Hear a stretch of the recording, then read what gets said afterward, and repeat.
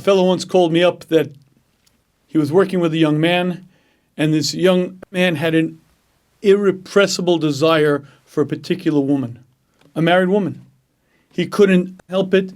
He constantly would see her wherever it may be, and he couldn't stop thinking about her. He couldn't get her out of his mind. He was a frum boy. He was in yeshiva, doing well up until this point, but these thoughts were consuming him. He constantly thought about her day in and day out. And this fellow called me up, what piece of advice can you give him? So I said to this person, I have a very simple exercise, but you have to trust what I'm saying, and you have to do it as I say to do it. I want you to Google a picture of a cadaver.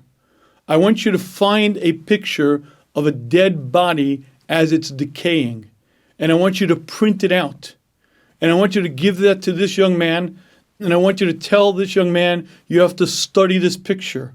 You have to burn it into your mind. You have to have it vibrant and strong in your mind's eye.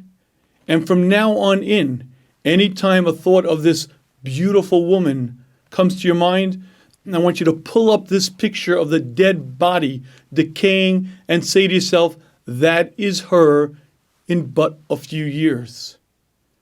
The young man tried it, and it worked phenomenally well. Why? Because that's exactly the yesod. You see, I can't not think about that woman, but I can think about someone else. I can divert my attention to something else. And sometimes it requires strong medicine.